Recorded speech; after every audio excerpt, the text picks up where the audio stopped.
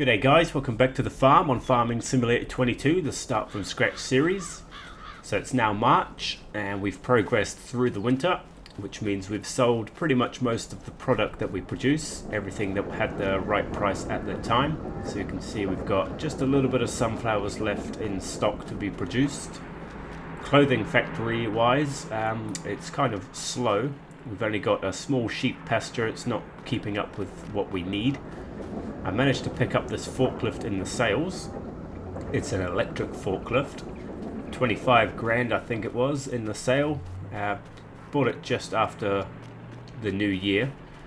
And we've got about 50 grand's worth of clothing there to be sold. Hopefully we can get another one produced before it comes to selling. So financially wise, I think November was the last time we did an episode.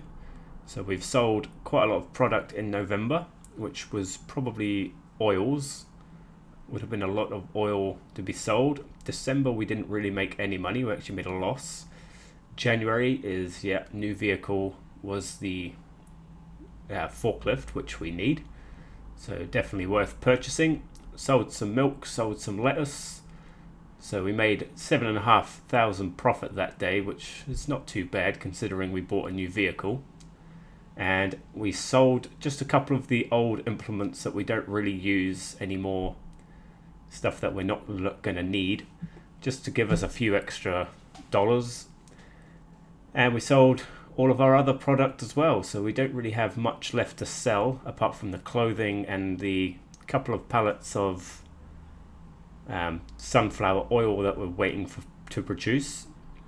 I don't know what that harvest income is there. I don't remember doing any harvesting and selling any, so I must have sold something that's been labeled as harvest income. But this field here, the sunflowers, has just been replanted. It's fully fertilized, but we will need to get the weeder out on here once that sprouts through in the next day. But now that we've got some money and it's the right time of year, we're going to go and plant ourselves an olive grove. And I want to do olives because the oil factory just powers through everything that I'm putting into it. So olives will just keep it going that little bit longer and give us a little bit more money. So this is where we want to put the olive grove, right at the top of our canola field. So we need to go into construction. Actually, we'll just go into this menu, this one here, and olives, and it will tell us exactly what we need. So we're going to need a small tractor that can fit in between the groves. We're going to need this, we're just going to have to lease this. There's no point of me purchasing that for 300,000. We're going to need a sprayer so that we can fertilize. I'm not too sure if I want to use that sprayer. We do have a modded one installed as well, which we can use. We're going to need probably a new trailer. I'm not sure if the one I currently have can hold olives. And we're going to need a cultivator. This manure spreader, that would be good to get because that will mean free fertilizer. But for now, let's just get the thing built and it can start growing, and then we can take a look at equipment a little bit further down the line. I probably will buy the tractor almost immediately. So this whole area here is what we're going to want to fill up with olives. We don't want to go too close to the road and we don't want to go too close to the field. But if we filled this whole area at this length, I would say that would be a pretty decent turnaround. Pretty good yields. We don't have to burn through all of our money building this right now. We can just add to it later down the line, which is probably what we'll do because I think it's going to be very expensive. I mean, it's 10,000 to do one row, so we can probably do about 7 or 8 rows, and then maybe we will just see what kind of yield we get out of that, and then maybe next year we can add to it. And we're probably going to want to eventually just have a whole big massive field dedicated to olives and grapes, but that'll be a little bit further down the line because that is going to be some very expensive crop to produce. So I don't really want to go putting ourselves into debt. We do still have the clothing to sell, which is going to be around about 50,000. So I think that's pretty good to leave it right there. That means by the time we sell the clothes, we'll have enough money to buy ourselves a new tractor and maybe a couple of the implements that we need. So I think what we should do now is probably go and rest, and then that way the price will be a lot better for the clothing in tomorrow. And then we can get all that sold and we can get our new tractor that we need. And this thing will have produced most of that sunflower oil overnight. So then that'll be another product that we can sell. So hopefully we're going to have about 55,000 coming in tomorrow, which is going to be good. We do need the money. It looks like you've got a lot of money, but it just disappears quickly. That's why we need these productions, and we need these extra new fields and producing all these new products and things. And we need to start paying off this debt eventually as well. So we've got a little bit more wool produced. It's just not producing fast enough. We have to produce 2 pallets of wool to create 1 pallet of fabric. Yeah, so there we go. We are pretty much run out of sunflowers now, but we got 1 pallet there ready to be taken away. So next year that'll just continue. So we'll just move this pallet of fabric over because we want those to be produced into clothing. Not sure what the progress is on the next pallet, but every little bit is important, so let's just get this pushed over. I'm not quite used to using the forklift yet, but it is an electric one, so once this battery power starts getting below maybe 50%, we'll have to start thinking about getting an electric charger for it. But it's second hand, as you can see by the damage bar there, but it's come fully charged, which is good for us. And this is what it's for really, it's just carting the wool and the fabric in between the buildings, and also we won't have to keep bringing the telehandler up here excuse me, to load up all the clothing like we're about to right now. I will use the telehandler here to do this though, because it is here and it's a lot easier to use and I'm used to using it. So yeah, the clothing production is still happening. We might be lucky if we get 1 more produced, but we will go and sell what we have here today, and then we can, if it needs to be sold tomorrow, that'll be fine. So yeah, it's like 9,000 right now, so it's a pretty good price. I mean, we're going to be getting 50 grand here, so it's all welcome. So that'll bump us up to around about 80,000. So let's get all this loaded up, and we'll take that pallet of sunflower oil with us. I know the price is best in March, I think, but it is what it is. We'll just take it away anyway. So let's get all this loaded on.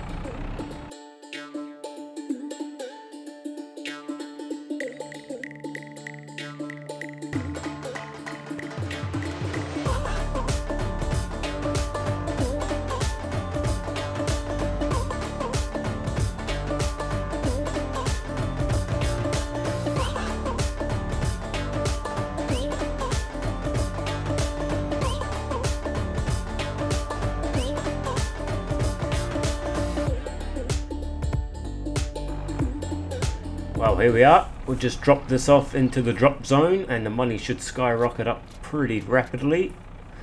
Interesting that 5 pallets of clothes can sell much faster than 1 pallet of oil, but that's alright.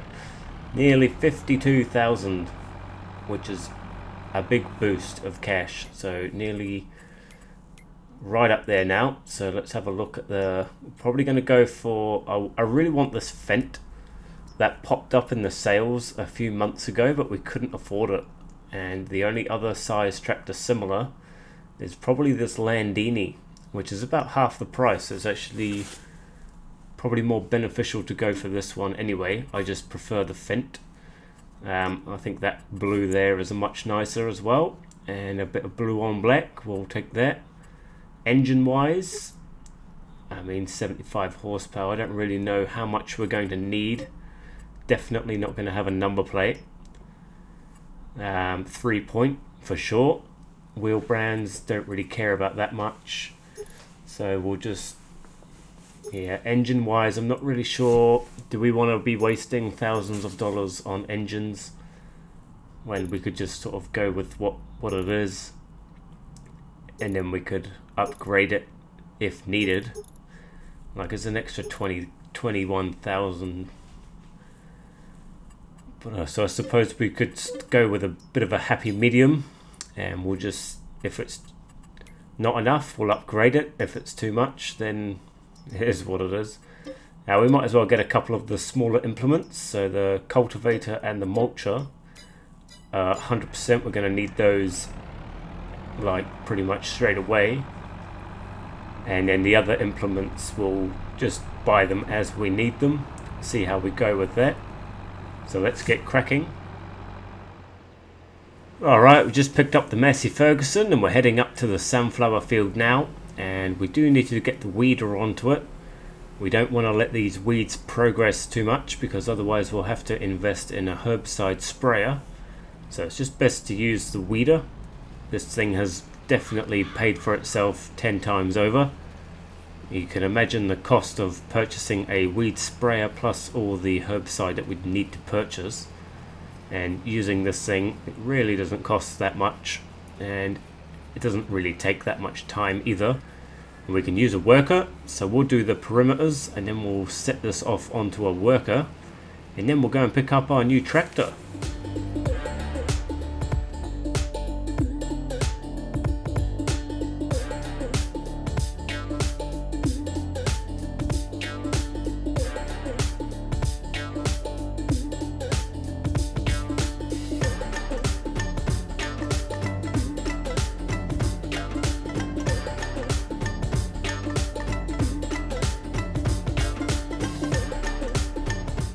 Alright, well we've done pretty much most of the hard parts. The only reason I do the outskirts of the field is just so the worker doesn't have any difficulty with the trees that are planted at the moment. But here we are, we got the new tractor. So we want to hook up to the mulcher, and we probably want to put that on the front, and then we'll put the cultivator onto the back. And that'll pretty much remain a constant setup, I think, for this tractor. It doesn't need to have too much change apart from when we put the fertilizer spreader on. So I would say this mulcher can pretty much stay on the front. It's not very responsive when changing from forward to reverse, but she seems pretty nippy, mate. She's got a bit of go in her. Look, she's not too bad actually. She's so small though, you can see how tiny this thing is. I'd love to put this alongside the Class tractor, which is our biggest tractor. Look inside though, mate. She's brand new. And she is rapid. She handles these corners. Have a look at that, eh? She goes hard. Handles these corners or tight turns quite well.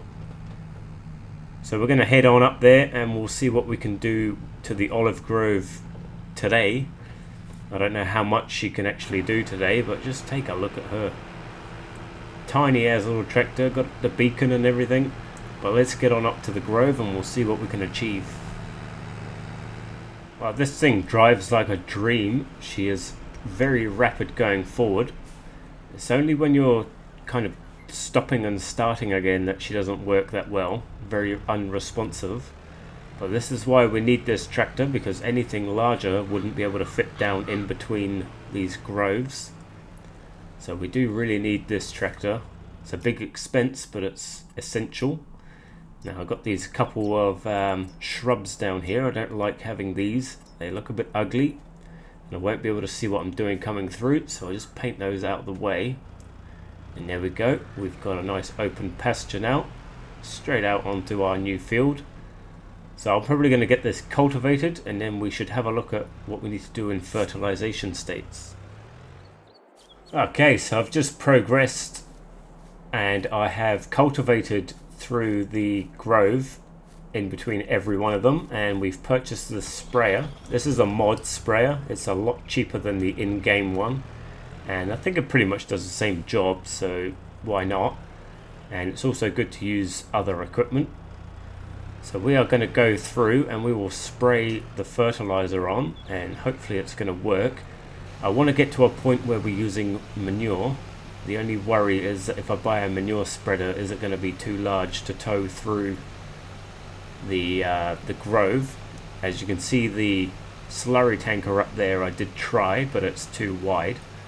So I really want to use the fertilizer that we produce ourselves, but unfortunately at the moment we've got to go with the man-made fertilizer or the fertilizer sprayer. So we'll just take a look on the map and have a look. So it says it needs ploughing. I don't understand why it would need ploughing. We've done the cultivating. Surely I don't need to rip through there with a plough. That's not going to be very good for anything. But we are very new to olives. I've never done olives before. I have done a little bit of playing around with grapes on a different playthrough. But we are just going to get this fertilizing done and see where we're at.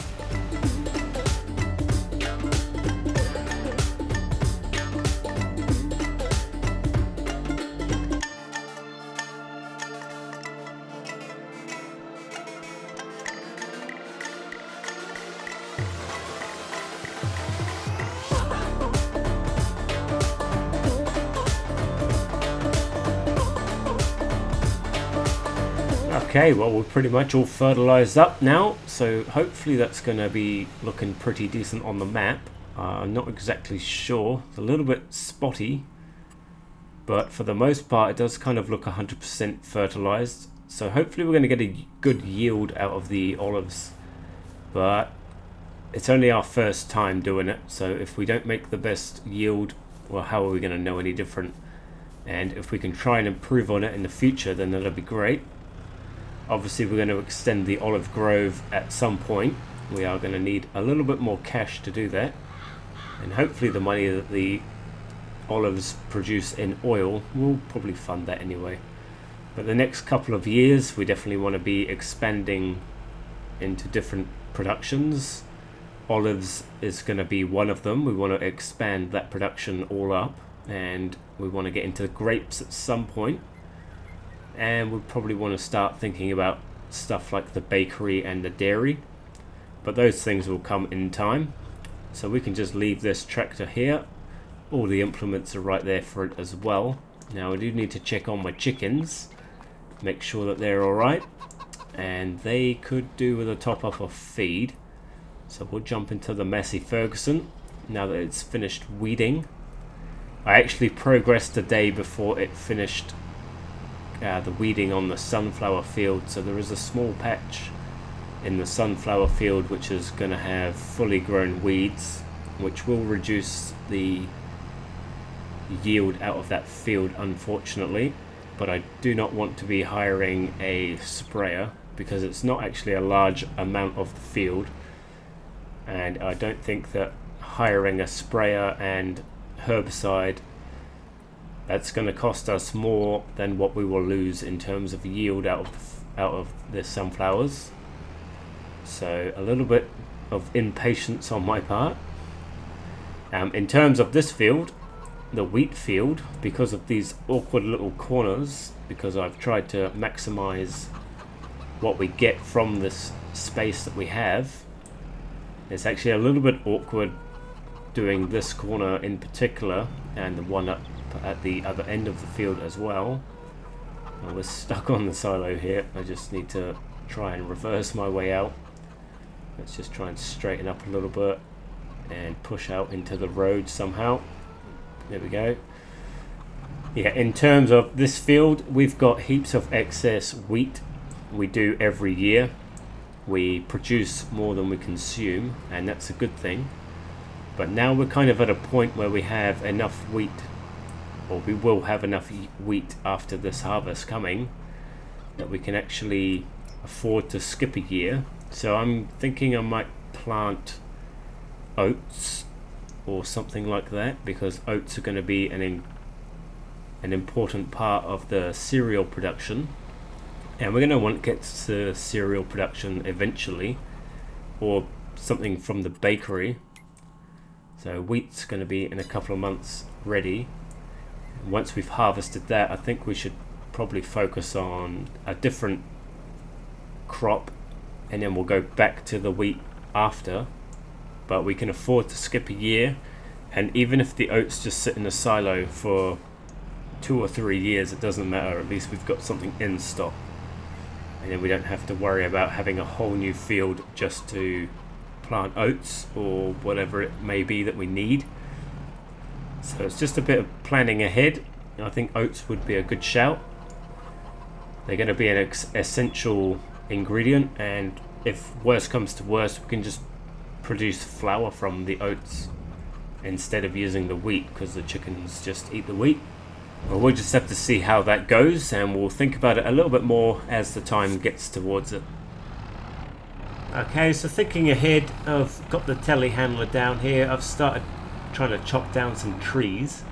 Now, we've got heaps of trees planted on this field, and in some ways it's probably too many, but we want to get into using what we've got here. We've got so much involved with chopping down all these trees. I'm sure it would be worth me investing in some of the forestry machinery, but they are very expensive and we need to save on some costs at this stage.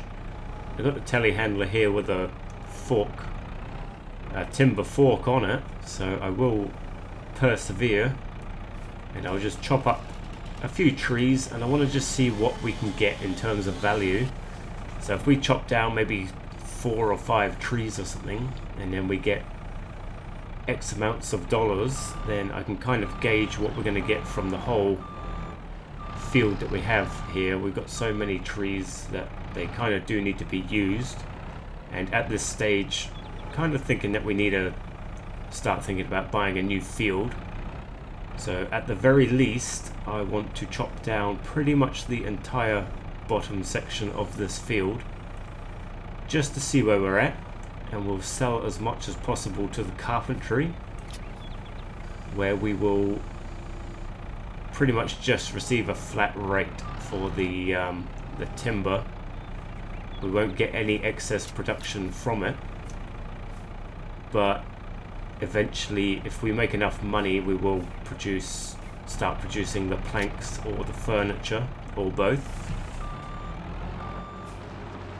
Alright, we've got about 4, maybe 5 trees on board. It's been a long time to chop down and process and load all of that, so I'm not going to show probably most of that on screen. Here, just watch where you're going there. So I will probably carry on with this throughout until probably around about June. I'll do a couple of days off camera just processing the timber, because we want to see how much we're going to get out of this, and there's no point doing one big episode on timber, it'd be quite boring. So we've got 13,000, so we're up to 20, so we've just got over 7,000. I mean, that's not bad for 4.5, 5 trees, whatever it was, I can't remember. But we've got about, I would say, easily $100,000 worth of trees, so we could make some money out of it. And I'm going to chop down that entire bottom section off camera, and in the next episode we'll see where we're at with that. Okay, we are back at the sunflower field, or the tree farm. So I'm going to park up, I will get this all happening. So there's only really like 3 trees that we took down there, but there is a lot more to do here. There's so many trees between here and just the end of the field alone, let alone going up both sides. Well, one side and the back end, the top. But there is a lot of money just sitting here, so maybe after we've harvested the sunflowers next season, then maybe we'll start thinking about either the top side or the side edge, but we will make some good money. So the wheat's going to be ready in July, canola also in July, so we'll have to do one of those or both at the same time. Olives is in October, and so are the sunflowers. But the sunflowers we can do in November, olives we can only do in October. So we will probably get a worker to do the sunflowers, and I will have to do the olives.